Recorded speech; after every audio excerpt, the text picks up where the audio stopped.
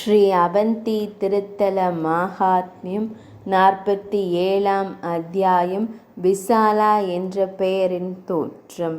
சனத்குமாரர் கூறினார், புகழ்பெற்ற வியாசமா முனிவரே கேட்பீராக. இந்த அமராவதி நகரம் அனைத்து உலகங்களிலும் விசாலா என்று பெயரிடப்பட்டு புகழப்பட்டது. முன்பு பிரம்மதேவரால் கூறப்பட்டதை நான் தங்களுக்கு மீண்டும் கூறுவேன்.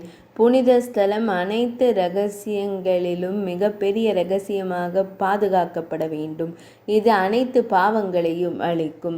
இறைவன் மட்டுமே தேவி உமையுடன் காட்டில் சுற்றி திரிந்தார். அதன் பிறகு அனைத்து பூதங்களும் பேய்களும் அனைத்து சூரர்களும் அசுரர்களும் அவரை பின்தொடர்ந்தனர்.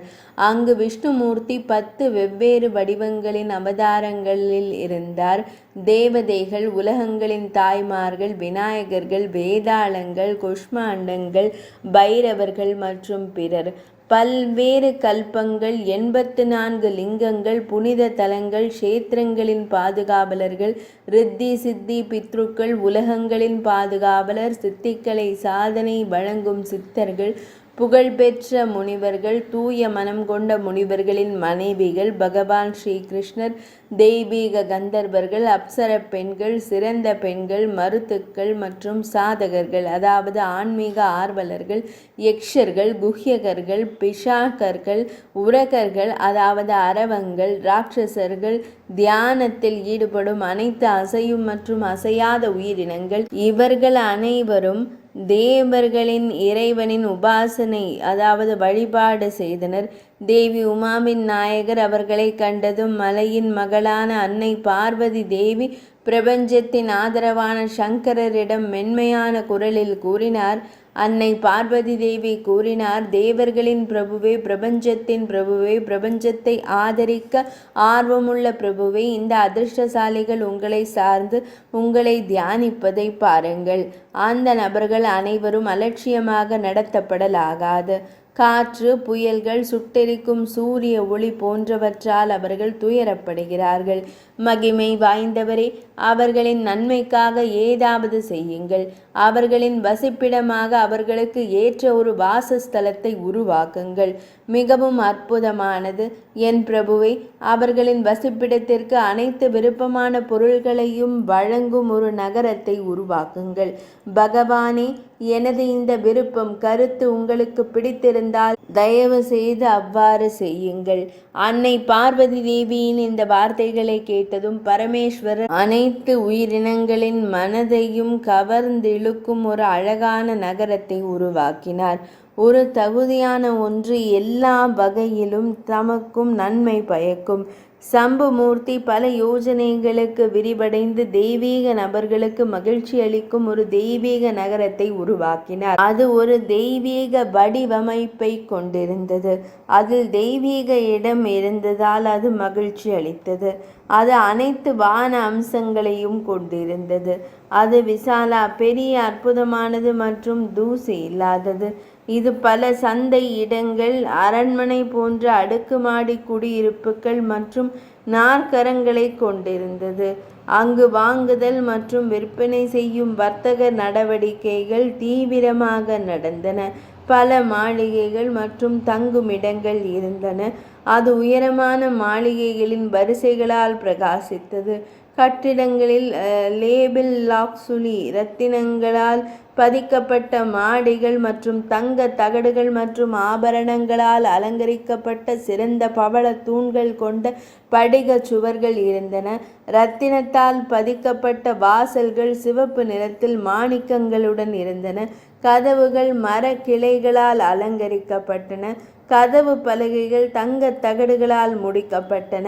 மேலும் போல்ட்டுகள் அடாமண்டைன் இரத்தினங்களால் சிறப்பாக அலங்கரிக்கப்பட்டன.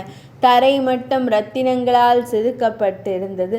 நுழைவாயில்கள், முற்றங்கள் மற்றும் உள் அடுக்குமாடி குடியிருப்புகளும் இதேபோல் அலங்கரிக்கப்பட்டிருந்தன. அருகில் உள்ள மாடு மேய்ப்பவர்களின் பகுதியில் கொத்துக்கள் முத்துக்களின் சரங்களால் தொங்கவிடப்பட்டிருந்தன. கொடி கம்பங்களும் தூண்களும் தங்கத்தால் செய்யப்பட்டன. ஒவ்வொரு இல்லத்திலும் பதாகைகள் இருந்தன. தங்கத்தால் செய்யப்பட்ட குவிமாடம் போன்ற தூண்கள் மற்றும் நகைகள் பதிக்கப்பட்ட ஒவ்வொரு இல்லத்திலும் பிரகாசித்தன. குளங்கள், கிணறுகள், ஏரிகள் மற்றும் பரந்த நீர்த்தேக்கங்கள் தூய்மையானவை, ஒளிரும் தன்மை கொண்டவை. அவை தாமரைகளின் மகரந்தங்கள் மற்றும் இலைகளால் நறுமணமுள்ளவை.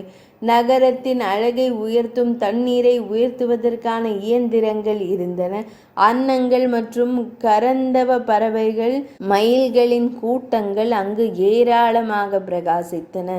நீரெடுக்கும் இயந்திரங்களுக்கு தளங்கள், துணை சாதனங்கள் இருந்தன. நகரத்தில் பல வீட்டு தொட்டிகள் மற்றும் பூங்காக்கள் இருந்தன. சில இடங்களில் மயில்கள் நடனமாடின, சில இடங்களில் காக்கைகள் கூச்சலிட்டன. சில்வன் பூங்காக்களில் குழுக்கள் தேனீக்கள் நக்கிய மலர்களின் கொத்துக்களினால் நிறைந்திருந்தன. ஆண்களும் பெண்களும் தெருக்களில் திரண்டனர். அவர்கள் பல்வேறு சாதிகள் மற்றும் வாழ்க்கை நிலைகளை சேர்ந்தவர்கள். பெண்கள் தங்கள் இல்லங்களை விட்டு வெளியே வந்து தெருக்களை பார்த்து கொண்டே நின்றனர். பின்னர் அது சந்திர மாலைகளை கொண்டிருப்பது போல வளைந்த கதவுகளின் மேல் வரிசையாக அலங்கரிக்கப்பட்ட அலங்காரங்களுடன் அழகாக தோன்றுகிறது. இவ்வாறு வியாசமா முனிவரே, அந்த அழகிய நகரம் பரமனின் யோக சக்தியால் நிறுவப்பட்டு மக்கள் தொகையால் நிறைந்தது. என் ஆன்மா குபேரனின் வசிப்பிடத்தால் குறிக்கப்பட்ட அழகிய அலகா நகரத்தின் ஒரு பிரதி இருந்தது. அது வெள்ளை நிறத்தில் புண்ணிய ஜனங்களால் நிறைந்தது, பறவைகளால் அலங்கரிக்கப்பட்டுள்ளது. வருணனின் சிறந்த வசிப்பிடமான தெய்வீக போகவதி அங்கு இருந்தது.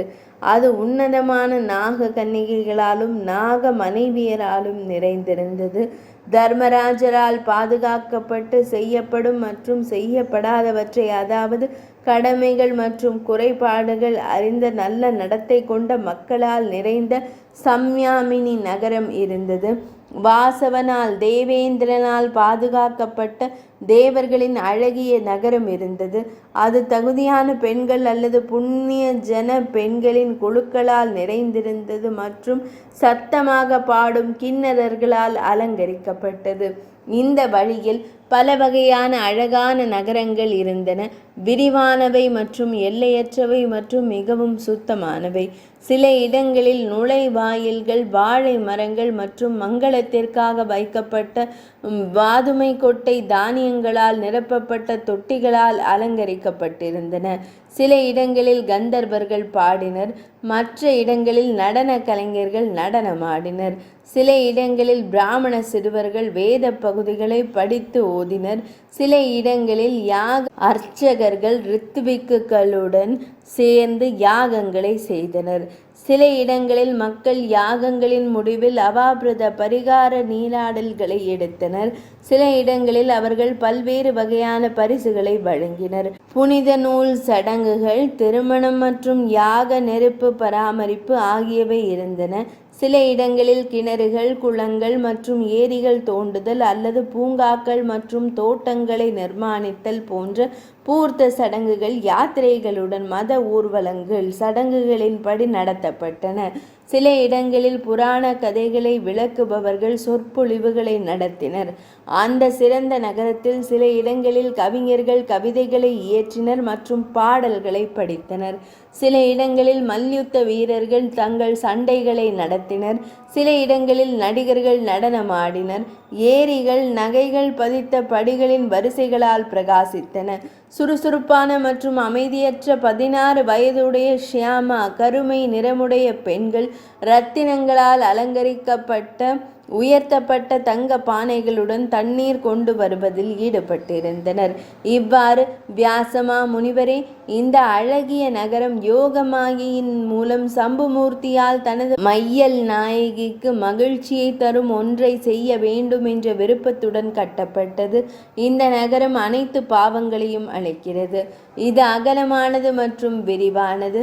இது புண்ணிய ஜனர்கள் யக்ஷர்கள் தங்குமிடம். எனவே எல்லா உலகங்களிலும் எல்லா நேரங்களிலும் இது விசாலா என்ற பெயரால் நன்கு அறியப்படுகிறது. இது ஒரு அழகான நித்திய நகரம்.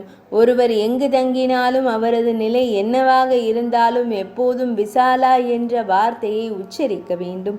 இதன் மூலம் ஒருவர் சிவலோகத்தில் கௌரவிக்கப்படுகிறார். வியாசமா முனிவரே, முழு பிரபஞ்ச மொட்டையிலும் இது போன்ற வேறு எந்த நகரமும் இல்லை. இது மனிதர்களுக்கு இன்பங்களையும் முக்தியையும் அளிக்கிறது. பித்ருக்களை மனதில் கொண்டு மனிதர்கள் சரியான நேரத்தில் சார்த்தத்தை செய்தால் அது நித்தியமாக இருக்கும். பித்ரு கல்பத்தில் சார்த்தம் போன்ற விதிகளை பரிந்துரைக்கும் வேத நூல்கள் இவ்வாறு கூறப்பட்டுள்ளது. விசாலத்தில் மக்கள் புனித நீராடல், தானம் போன்றவற்றை செய்தாலும் சாதாரணமாக இருந்தாலும் வேறு எங்கும் சென்று இறந்தாலும் அவர்கள் சிவாலயத்திற்கு செல்கிறார்கள். விசாலத்தின் மீது எப்போதும் நிலையான அன்பு கொண்டவர்கள் உலகில் மிகவும் தகுதியானவர்கள். அரவங்களின் அரசரான ஆதிசேஷர் கூட விசாலத்தின் நிரந்தர பலனை விவரிக்க சக்தி வாய்ந்தவர் இல்லை. கதையை விளக்குவதை கேட்பதன் மூலம் ஒரு பக்தர் உடனடியாக பெரும் பாவங்களிலிருந்து விடுபடுகிறார். இதில் எந்த ஐயமும் இல்லை. இவ்வாறு வியாசமா முனிவரே, குசஸ்தலி நகரம் விசாலாவாக மாறிவிட்டது. அது எப்படி பிரதிகல்பா என்று அழைக்கப்பட்டது? நான் அதை விவரிக்கும் போது தாங்கள் அதை கேளுங்கள். 47ஆம் அத்தியாயம் இனிதே நிறைவடைந்தது.